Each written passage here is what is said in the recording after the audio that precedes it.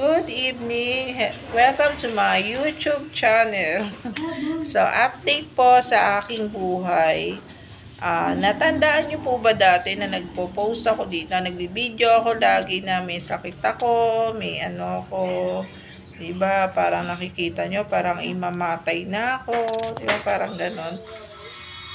Ah, Noon po kasing, kailan to ate? December ba to?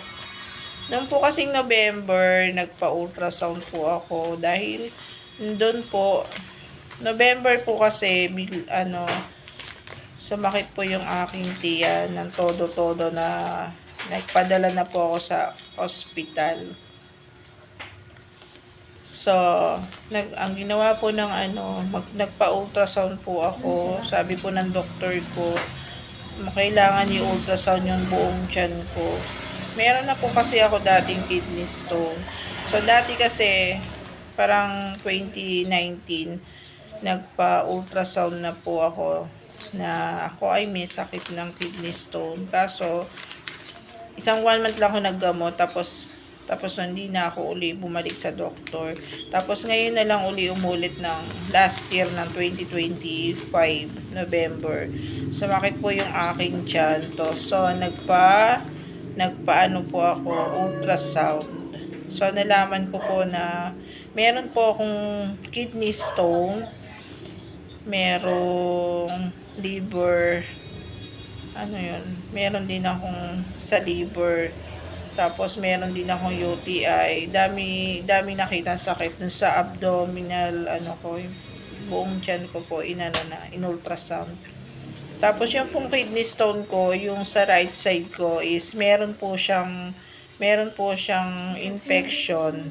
Na-infection na po siya, kaya nung time na po yun, nahirapan na ako. Parang nanghina na. Feeling mo katapusan mo na.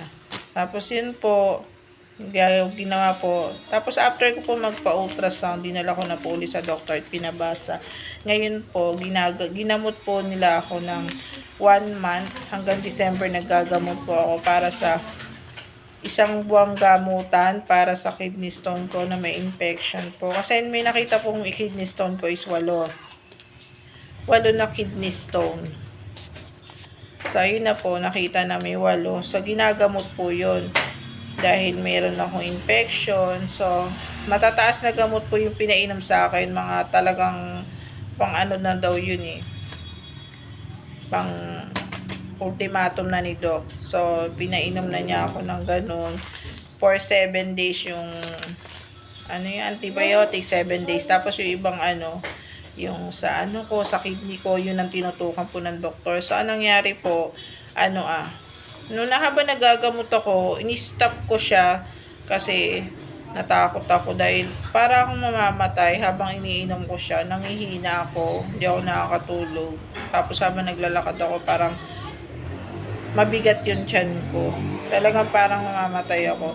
Pero gumawa po ng paraan si Lord na maubos ko talaga yung gamot na yun, matapos ko. Kasi meron po kaming ka-chargemate na pumunta dito sa aming bahay. Ang sabi po niya, kailangan ko daw inumin lahat ng gamot na yun at tapusin ko. Good for 1 month. Sabi niya, tapusin ko daw yun kahit nakakaramdaman ako na nahihirapan. Kasi inaano na daw po yung tiyan ko noon. Parang sinasala na ng mga gamot nila.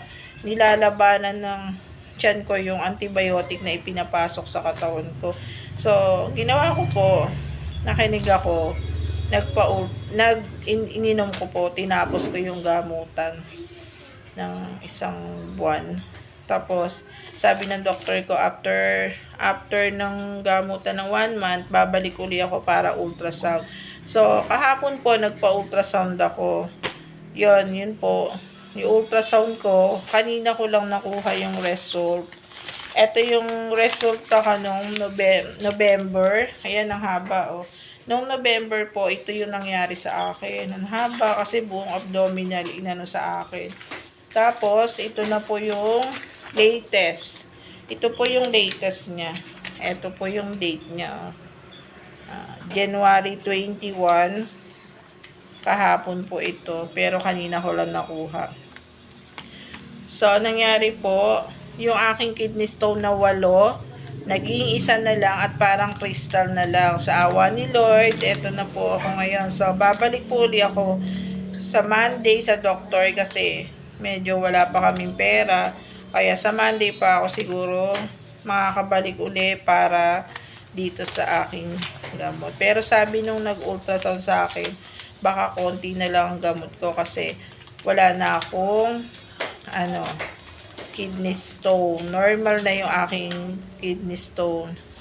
Kaya nga po. Kaya thank you Lord, thank you po talaga sa biyaya mo sa pagmamahal mo sa akin na kahit ako ay pasaway.